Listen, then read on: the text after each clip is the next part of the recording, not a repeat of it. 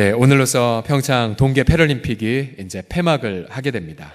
여러분 2주 전 이 개막식 혹시 텔레비전이든 아니면 나중에 인터넷 통해서 혹시 보신 분이 계십니까? 이 개막식 가운데 아무래도 하이라이트가 있다면 성화 점화죠. 성화 점화. 이 성화 점화 여러 주자들 하나하나 귀한 사연과 또 감동 있는 차에 특별히 한민수 선수, 여러분 화면을 보시면 아시겠지만 이제 절단장애로 의족을 찬 분이셨죠. 사연이 아주 안타깝더라고요. 지금 현재 40단 중반 약간 넘어가신 분이신데 30살 때 신혼 시절, 그 당시에 이제 첫 아기가 4개월밖에 안 됐던 차에 이 한민수 씨가 골수염으로 다리를 절단할 수밖에 없었다고 합니다. 얼마나 안타까워요. 신혼 부부가 너무나 많이 절망을 했었다고 합니다. 그러다가 이제 지금은 아이스하키 국가대표 선수가 되었는데 이제 한민수 선수가 이제 성화를 받아서 이제 가파른 경사를 이제 밧줄을 타고 올라가는 장면, 여러분 어떻게 보셨습니까? 너무 막 숙연한 감동이 그 물밀듯이 그렇게 밀려 들어왔죠. 우리 정성에 오르고 이제 마지막 주자에게 이제 성화를 딱 전하는 순간 얼마나 많은 그런 박수를 받았습니까?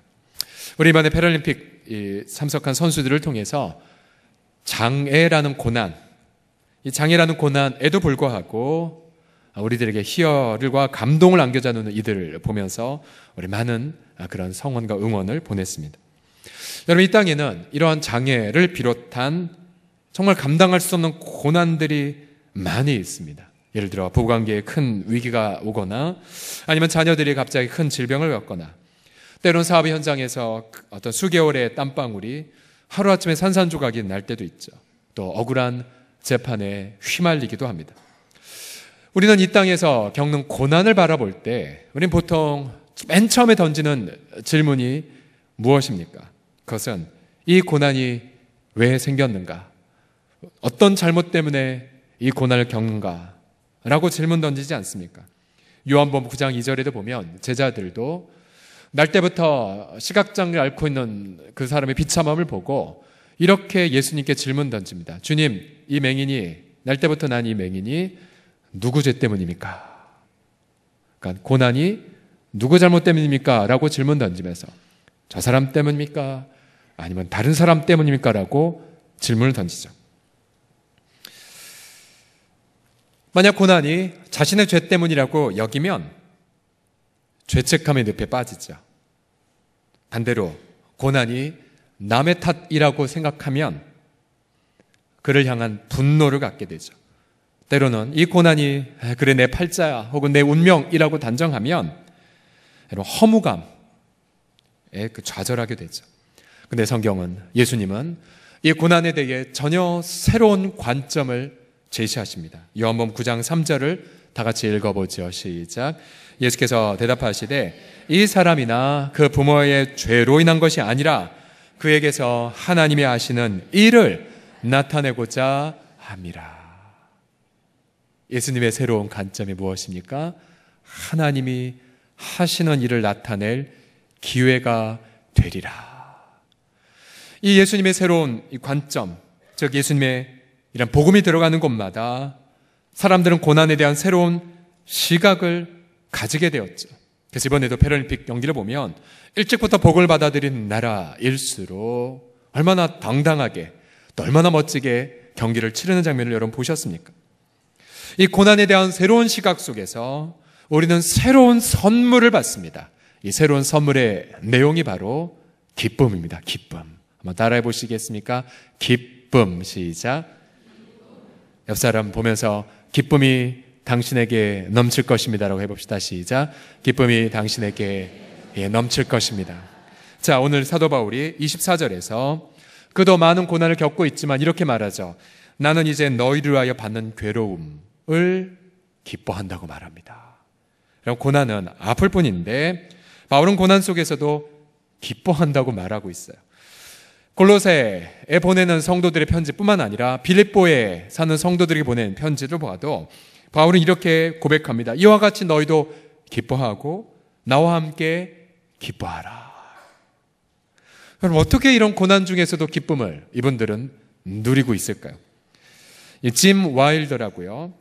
중독 혹은 트라우마, 상처 회복에 아주 탁월한 상담학자, 권위자인 짐 와일더가 기쁨은 여기서 시작된다라는 책에서 이렇게 강조합니다. 삶의 상처에 있다 할지라도 기쁨의 자리로 복귀하라. 기쁨의 자리로 복귀하라. 그래서 이 책을 보게 되면 만약 성도가 기쁨을 누리지 못하면 기쁨 대신에 6가지의 부정적 감정이 그 마음을 강타한다고 말합니다. 6가지 부정적 감정이란 분노, 두려움, 슬픔, 수치심, 혐오감, 절망감 등이 마음을 점유한다고 말했죠. 그러면서 저자는 우리의 고난에도 불구하고 고난이 사라지지 않는다 할지라도 성도는 고난 속에서 기쁨을 누릴 수가 있다. 기쁨으로 빨리 돌아오는 능력과 지혜를 이 책에서 얘기합니다. 예수님은 이미 요한복음 15장 11절에서 내가 이것을 너에게 이름은 내 기쁨이 너희에게 안에 있어 너희 기쁨을 충만하게 하려 함이라고 말씀하셨어요. 대부분의 예수님을 그린 성화는 예수님을 굉장히 우울하고 근엄하게만 그리죠. 실제 예수님의 얼굴이 그러셨을까요?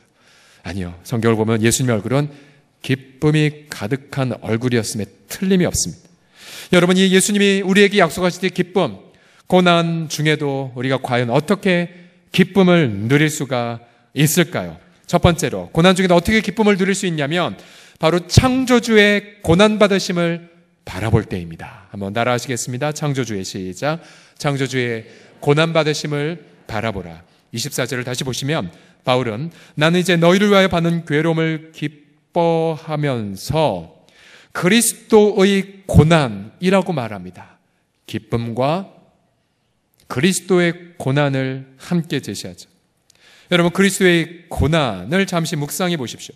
그리스도는 만물의 창조주이시죠. 16절을 보시게 되면 골로새 1장 16절을 보시면 만물이 그리스도에게서 창조되되 보이는 것, 보이지 않는 것들을 다 창조하셨고 만물이 그리스도로 말미암고 또 만물이 그리스도를 위하여 창조되었다고 말합니다. 즉 그는 만물의 주관자시며 보이는 것도 보이지 않는 것도 내가 헤아릴 수 있는 것도 내가 헤아릴 수 없는 고난조차도 그의 주권 아래 있죠. 그런데 그가 고난의 주관자로서 그 고난을 어떻게 처리하셨습니까? 우리 고린도서 1장 20절, 22절을 보시게 되면 창조주께서 십자가의 피를 흘리셨고 창조주께서 육체를 입으셨고 죽임을 당하셨다고 말합니다. 왜 창조주께서 고난을 몸소 겪으셨습니까? 그 목적이 다시 한번 20절과 22절에 이렇게 등장되죠. 그의 십자가의 피로 여러분 보세요. 무엇을 이루시려고 했다고요? 화평을 이루사. 그 다음 자기와 화목하게 되기를 어떻게 하셨습니까? 기뻐하셨어요. 기뻐하셨어요. 그리고 마지막으로 그의 육체의 죽음으로 말미암아 뭐하게 하셨습니까? 화목하게 하셨대요. 전에는 우리가 하나님을 떠났고 마음으로 하나님을 증오했고 마음과 몸으로 악을 저질렀지만 그래서 우리는 하나님의 진노와 심판의 대상이었죠. 그러나 그리스도께서 친히 고난을 당하심으로 하나님과 우리를 화목하게 하여 주셨습니다. 그래서 우리는 창조주의 고난 때문에 화목한 자가 되었고 우리는 이 소식 때문에 고난에도 불구하고 마음 가득의 기쁨을 누리기 시작합니다. 다시 말씀드립니다. 우리가 고난을 보통 겪게 되면 내 죄 때문이라고 단정하여 정죄감에 빠지거나 혹은 내가 그렇게 선택 안 했어야 하는데 혹은 내가 그때 그것을 선택했어야 하는 데는 후회감에 빠지죠. 때로는 이 내가 힘든 건 내 이웃 때문이라고 여기며 그 이웃을 증오하거나 미워하게 되면 또 내가 누군가를 미워한다는 그 사실 때문에 또 마음의 괴로움을 겪게 돼요. 그게 우리의 마음이지 않습니까? 네, 그리스도께서 우리가 고난 중에 있을 때에 어떻게 하십니까?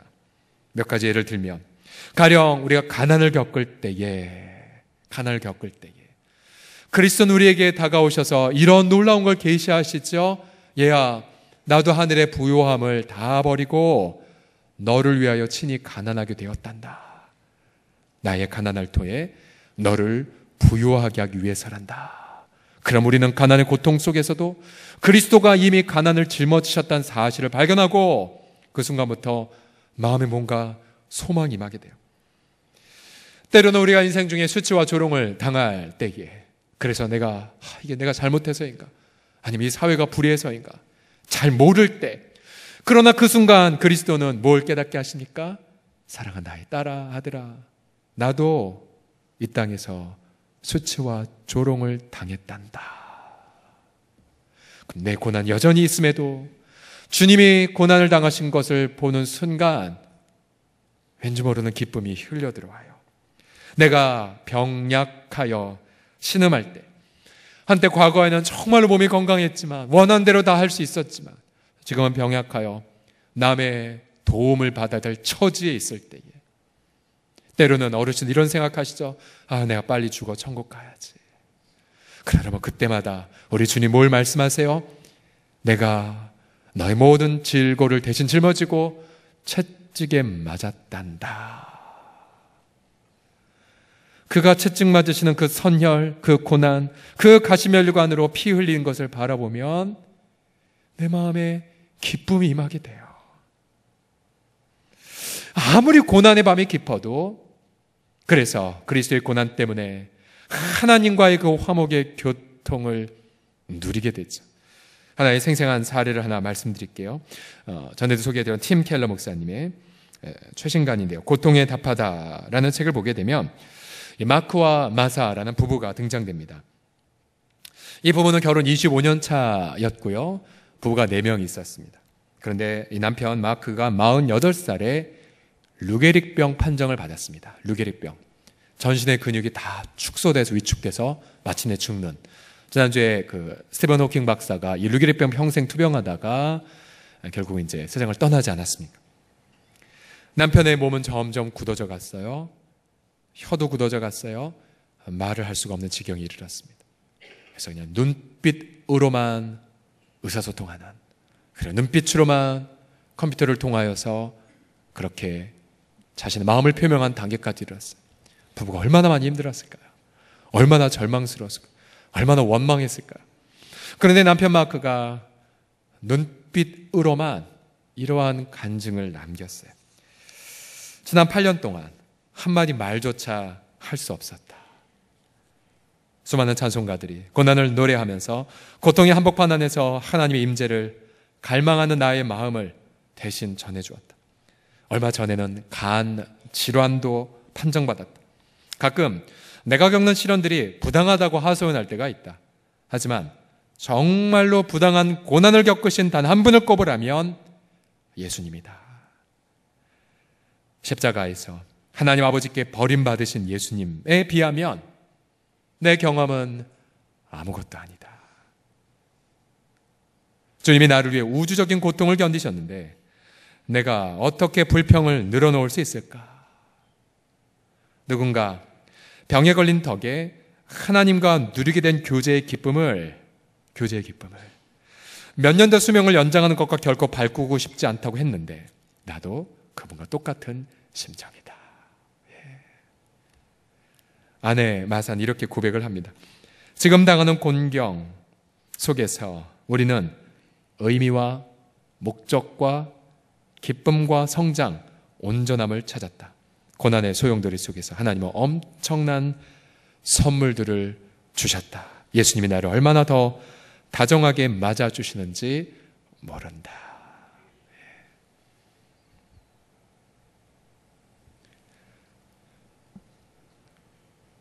고난에도 불구하고 그리스도의 고난 때문에 기쁨을 누리는 이 은혜를 예수님 안에서 오늘 이 시간 충만히 누리시기를 예수님의 이름으로 선포합니다. 두 번째로 고난 중에도 어떻게 기쁨을 누릴 수 있을까요? 그리스도의 남은 고난을 사모함을 통해서입니다. 같이 읽어볼까요? 시작. 그리스도의 남은 고난을 사모하라. 옆 사람 보시면서 그리스도의 남은 고난을 사모하세요 합시다. 시작. 그리스도의 남은 고난을 사모하세요. 바울은 24절에서 나는 이제 너희를 위하여 받는 괴로움을 기뻐하고 그리스도의 남은 고난을 채워간다고 말합니다. 남은 고난. 자, 그리스도의 고난은 이미 구약 성경에서부터 계시되어 있었죠. 예수님 오시기 전 600여 년 전에 기록된 이사야서 53장 5절을 보십시오. 그가 찔림은 우리의 허물 때문이요 그가 상함은 우리의 죄악 때문이라. 그가 징계를 받음으로 우리는 평화를 누리고 그가 채찍에 맞음으로 우리는 나음을 받았도다. 예수님은 이 땅에 오셔서 이 모든 고난을 다 겪으셨습니다. 그리스도만이 홀로 속죄의 제물이 되셨죠. 그리스도의 고난을 돕거나 고통을 덜어준 사람은 아무도 없었습니다. 그리스도는 모든 것을 홀로 이루시고 완전한 속죄의 제사를 이룬 이후에 하나님 보좌 우편에 앉아 계시죠. 그러면 그리스도께서 지금 하나님 보좌 우편에 앉아 계시면서 뭐 하고 계실까요? 지금 이 순간 그는 당신이 이루신 위대한 구원을 아직 알지 못하는 이들을 향해 눈물로 기도하고 계십니다. 탄식하며 안타깝게 여기시죠. 고난 때문에 고통하는 자들에게 하나님 아버지께 이렇게 기도하고 계시죠. 하나님, 저 아들이, 저 딸이 내 안에서 누리게 될 기쁨을 모른 채 홀로 고통하나이다. 그 눈 열어 주시옵소서. 그 귀를 열어 주시옵소서. 여러분, 저와 여러분이 이 자리에 예배를 드린다는 이유가 무엇입니까? 그리스도께서 우리를 위하여 눈물로 기도했던 그 기도가 응답되었기에 제가 지금 설교하고 있고 지금 여러분이 예배를 드리고 있는 거예요. 우리가 고난 중에도 기쁨을 누리기 시작하면 우리는 반드시 이 생각을 하게 됩니다. 우리 내 아내는, 내 남편은 아직 기쁨을 모르는데, 우리 자녀는 아직 이거 모른 채 방황하고 있는데, 그럼 눈물을 흘리게 돼요. 눈물을 흘리게 돼요. 저도 고등학교 1학년 예수님을 처음 영접한 그날 밤 주님이 통곡하게 하셨던 건 우리 부모님 가족에 대한 눈물이었어요. 주님, 저는 이것을 받았는데 우리 부모는 아직 알지 못한 채 고통 중에 방황하나이다. 통곡을 했어요. 통곡을. 그래서 우리는 나도 모르게 그들을 위해 섬기는 자가 됩니다. 왜요? 그들도 이 기쁨을 맛봐야 되니까요. 바울은 이것을 가리켜 이웃이 예수님을 만나서 기쁨을 받는 그 수고를 가리켜 그리스도의 남은 고난을 자신 육체에 채운다라고 표현했습니다. 시편 119편 71절에 보면 고난당하는 것이 내게 유익이라 내가 이로 인하여 주의 율례를 배우게 되었다라고 말하죠. 여러분, 고난의 유익이 무엇입니까? 그것은 고난 때문에 그동안에 내 눈물, 내 고통, 내 자녀, 내 사업, 내 돈만 생각했다가 고통 때문에 이기적인 자아가 깨어지는 거죠. 그래서 이제는 이웃의 눈물을, 이웃의 자녀들을, 이웃의 아픔을 품어 하나님, 저들도 고통 중에 기쁨을 누리게 해달라고 기도하는 자로 변화되는 것. 여러분, 이러한 변화, 이러한 기적 이 세상 어디에서 맛볼 수 있겠습니까? 저희 교회는 아닌데 예전 교회에서 제가 맡은 지역에 복음전도에 아주 탁월한 자매님이 한 분 계셨습니다. 이분은 복음전도 훈련 과정에 이제 교사로 섬기면서 정말 수많은 사람들을 복음전도 용사로 세웠고, 그리고 마을장으로서 정말로 이 사랑방 사역에 모범을 보인 분이었습니다. 근데 이분에게는 아픔이 있었어요. 뭐냐면 많은 이들에게 복음을 증거하는 모델이었지만 남편을 아직 전도하지 못했었어요. 남편을. 여러분, 생각해 보세요. 다른 사람들 전도하게 하는데 자신 배우자 하나 변화 못 시킨 사람, 옆에서 아무 얘기 안 해도 혼자선 힘들어할 수 있지 않겠습니까? 여러분, 우리 성도들 보면 이러한 케이스들이, 비근한 케이스들이 많아요. 예를 들어서 다음 세대 교사로 열심히 헌신하는데 자신의 자녀들은 교회 안 나오는 케이스, 자신의 사업은 현재 빚더미에 시달려 고통하고 있는데 그런데 교회에서는 다른 사람을 위해 구제하고 봉사하는 삶. 나는 고통스러운데, 나는 여전히 몸이 연약한데 오히려 병원 다니며 신방하는 분들. 그런데 여러분, 이 자매님은 그런 생각에 굴복하지 않았어요. 오히려 자신의 안타까운 제목을 다 오픈했어요. 오픈하고 기도하게 했어요. 그리고 오히려 더 최선을 다해 고통하는 영혼들을 돌보는 마을장으로 얼마나 최선을 다해 섬겼는지 모릅니다. 왜 그럴까요? 내 고난도 크지만, 그러나 고난 중에 기쁨을 누리지 못하는 이웃의 고난이 더 크게 다가왔기 때문에 그래요. 그래서 여러분, 우리 신앙의 성숙의 단계를 다음과 같은 수식으로 표현할 수 있습니다. 처음엔 나의 고난은 무한대입니다. 무한대. 여러분, 무한대 표시 아시죠? 팔자를 눕히면 무한대를 뜻한 수학 표가 돼요. 처음에 내 눈물, 내 건강, 내 미래, 내 문제. 그러다가 그리스도께서 오셔서 그 고통 중에 함께 하신 하나님을 경험하게 돼요. 그래서 수식이 내 고난 이만큼 있지만 그러나 그리스도의 고난을 통해 조금씩 기쁨을 누리기 시작해요. 자, 그러다가 점점 더 그리스도의 고난이 점점 더 크게 다가와요. 크게 다가와요. 그래서 여전히 내 고난은 변함이 없어요. 아픔은 바뀐 게 없어요. 그런데 시간이 갈수록 그리스도가 점점 커 보이니까 내 고난은 상대적으로 작게 느껴져요. 그러다 급기야 이제 나는 고난 중에도 기쁨을 누리기에, 고난 중에 기쁨을 누리지 못하는 이웃을 위해 눈물을 흘리는 사람이 돼요. 그리스도의 남은 고난을 내 육체에 채우는 것을 기쁨으로 여기기 시작해요. 그러면 여러분, 내 고난 전혀 달라지지 않았는데, 여전히 아픈데, 여전히 눈물 흘리는데, 여전히 미래가 없는데 그리스도의 남은 고난을 위해 헌신하는 그 삶 때문에 작게 보여요. 작게 보여요. 이것이 놀라운 기쁨의 비밀입니다.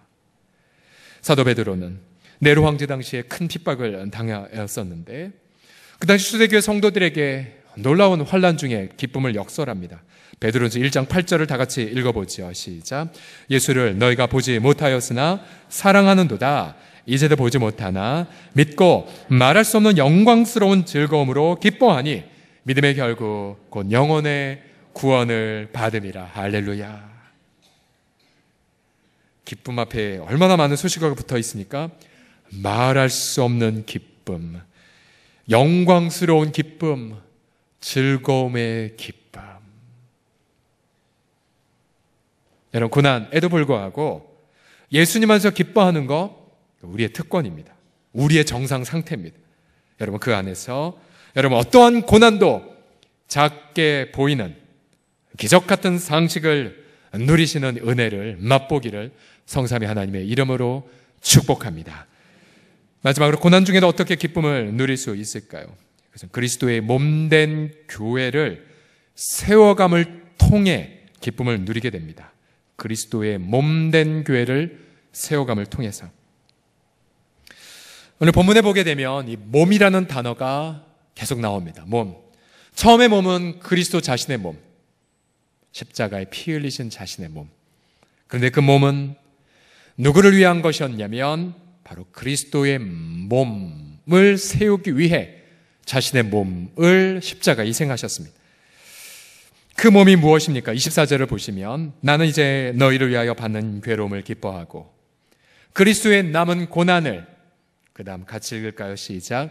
그의 몸된 교회를 위하여 내 육체에 채우느라. 여러분 대답해 보세요. 여러분 몸이, 그리스도의 몸이 누구입니까? 바로 교회죠. 교회.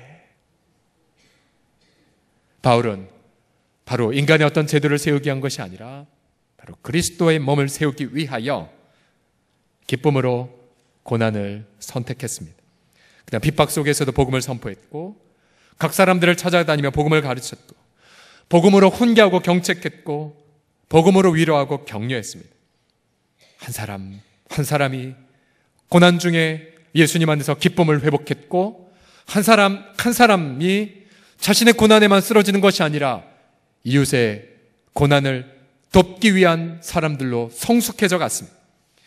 그는 자신의 그 모든 고난 때문에 각 유럽과 터키의 도시들마다 복음의 공동체 곧 교회가 세워지게 되었고 바로 그것 때문에 바울은 힘든 속에서도 날마다 차고 넘치는 기쁨이 있었습니다.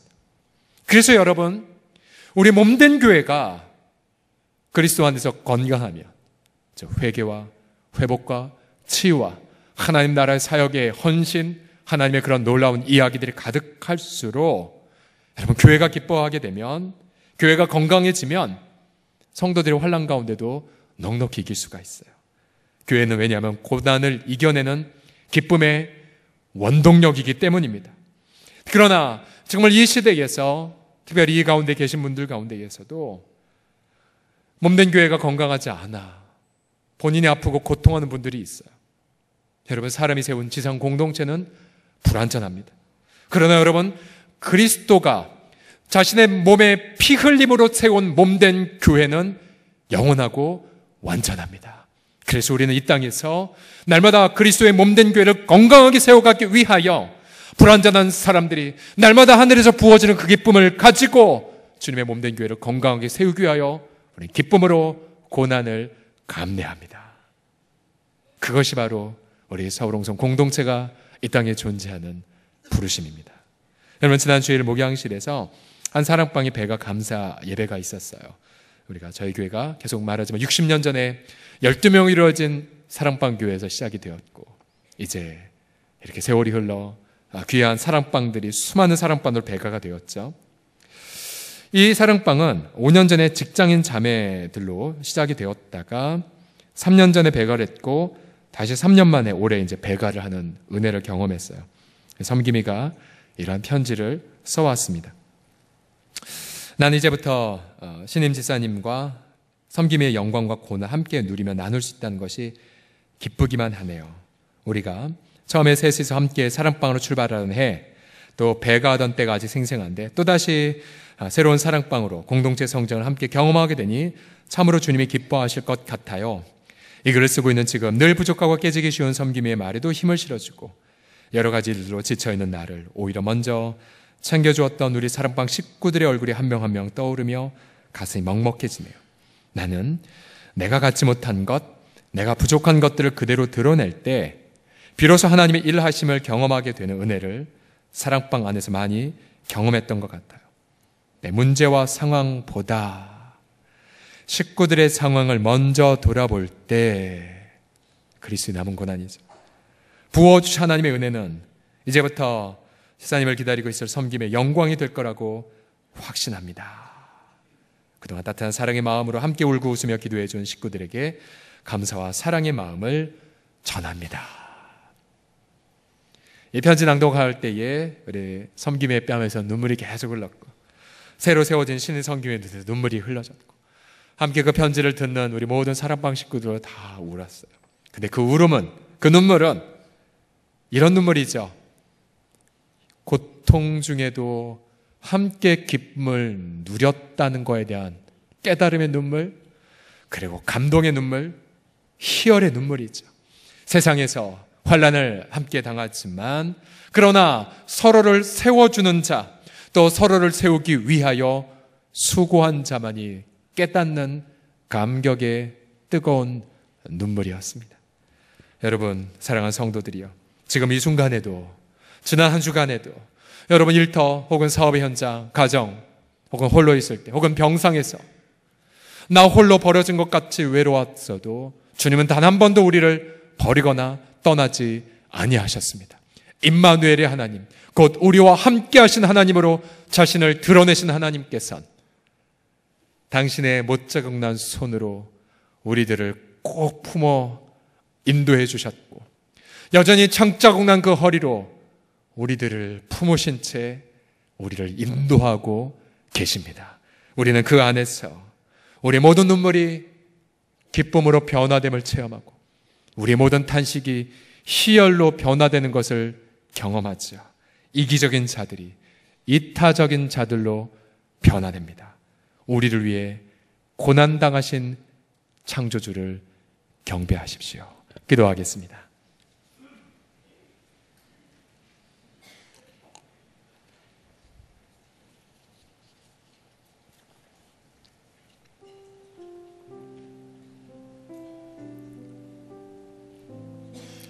주여, 우리는 잠잠히 주의 그 영광을 바라보나이다. 이 땅의 모든 말로도 창조주께서 나를 위하여 몸소 피 흘리셨다는 그 고난의 신비, 그 사랑을 헤아릴 수도 깨달을 수도 없음을 고백하나이다. 성령으로 우리 우둔한 마음을 일깨워 주사 내가 고난으로 좌절하기 전 그리스도께서 나를 위해 고난당하신 것을 발견하게 하심을 찬미하나이다. 그가 피 흘리시사 우리 죄를 사하시고, 그가 채찍에 맞으시사 우리 질병에서 놓아주셨고, 그가 죽은 자 가운데서 부활하사 우리 모든 죽어가는 자들에게 소망을 주신 주님을 송축하나이다. 이 시간 주를 높이고 이 시간 주를 경배할 때에 우리 주님 존귀와 영광을 우리 가운데 홀로 받아 주시사, 고난 중에도 고난에도 불구하고 하늘에서 부어지는 예수님의 그 기쁨이 성령으로 충만히 임하게 하여 주시옵소서. 예수님의 이름으로 기도드립니다. 아멘. 우리 앞에 불렀던 찬양 가운데에 이 찬양 있죠? 하나님께로 더 가까이 나갑니다. 고통 가운데에 계신 주님, 영원히 주님을 찬양하리. 여러분, 이 찬양 같이 부르면서 함께 기도하는 시간을 갖겠습니다.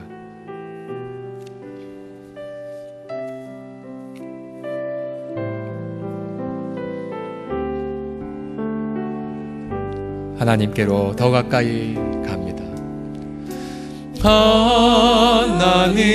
하나님께로 더 가까이 갑니다. 고통 가운데 계신 주님, 고통 가운데 계신 주님, 변함없는 주님의, 변함없는 주님의 그 신사랑, 영원히 주님만을 섬기리, 영원히 주님만을 섬기리. 다시 한번 고백합시다. 하나님께로 더 가까이 갑니다. 하나님께로 더 가까이 갑니다. 고통 가운데 계신 주님, 변함없는 주님의 그 신사랑, 영원히 주님만을 섬기리. 여러분, 눈을 모두 다 감으신 채 음미하며 고백해볼까요? 하나님께로,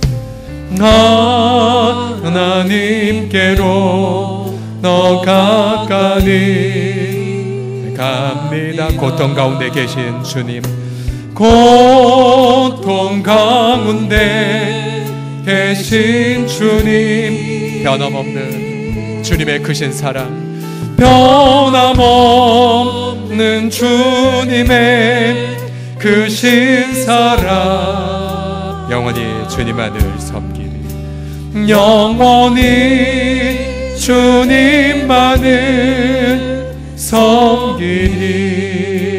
이 시간 함께 통성으로 합심해서 기도할 때에 우리 주님 한 분만을 바라보고, 아버지 하나님만을 내가 받아들이나이다, 또 내 고통의 현장 가운데 함께 계신 주님을 인정하나이다. 함께 주 앞에 나아갈 때에 주님이 예비하신, 약속하신 그 기쁨이 성령을 통해 여러분에게 부어질 것입니다. 우리 함께 시간 주여 한번 부르고 동성으로 함께 기도하겠습니다. 주여, 살아계신 아버지 하나님을 송축하나이다. 아버지, 우리 모든 묵은 땅들을 기경하시고, 아버지 고난으로 말미암아 우리가 기경되었죠. 우리 아버지 앞에 나아가게 하신 하나님, 아버지 시간 잠잠히 하나님을 바라보나이다.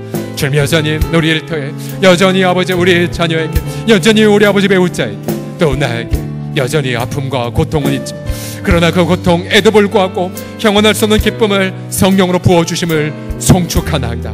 고난에도 불구하고 기쁨을 주신 주님, 기쁨의 주가 되신 예수 그리스도를 경배하며 우리 사랑하는 모든 식구들의, 우리 모든 그 마음 한 가운데에 함께 계신 주님을 바라보나이다. 성령이여 주님을 찬미하나이다. 우리 주 예수 그리스도여, 차고 넘친 하나님의 그 위로와 사랑이 아버지 성령으로 말미암아 임하게 하여 주셔서 고통 때문에 아물대지 말게 하여 주시고, 고통에도 불구하고 기뻐하는 법을 배워가고 기쁨을 누리게 하게 하여 주셔서, 아버지 우리가 살든지 죽든지, 아버지 성공하든지 실패하든지, 아버지 높아지는 낮아든지 공안의 병약하는 상관없이 우리 주님을 높여드리나이다. 우리 주님을 경배하나이다. 우리 주님의 그 기쁨을 송축하나이다. 아버지 주 예수 그리스도의 이름을 선포하나이다. 주님의 그 기쁨을 드리며 또한 특별히 그 기쁨을 누리지 못하는 지체들을 위하여 기쁨으로 고통을 선택하는, 그들을 위하여 수고하는, 그래서 주님의 몸된 공동체를 세워가는 우리 주 예수 우리 모두가 되게 하여 주시옵소서.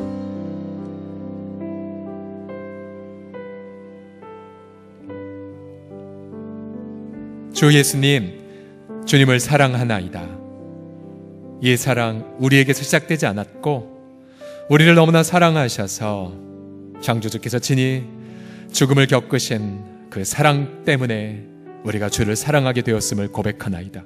주님, 우리는 고난 중에 이미 몇 번이고 몇 백만 번이고 좌절하고 넘어질 뻔했지만 그때마다 우리를 품으시고 그때마다 우리와 동행하시는 것을 깨닫게 하시고 이미 내가 겪는 모든 고난을 이미 주께서 십자가에서 다 지불하셨다는 것을 발견케 하심으로 기쁨을 누리게 하여 주심을 찬미하나이다.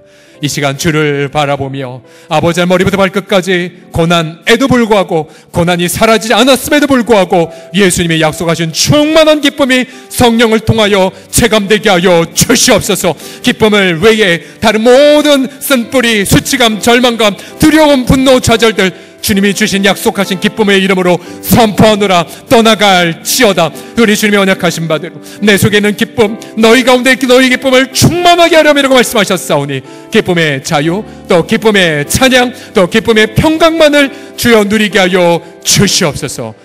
주님을 찬미하며 예수님의 이름으로 기도드립니다. 아멘.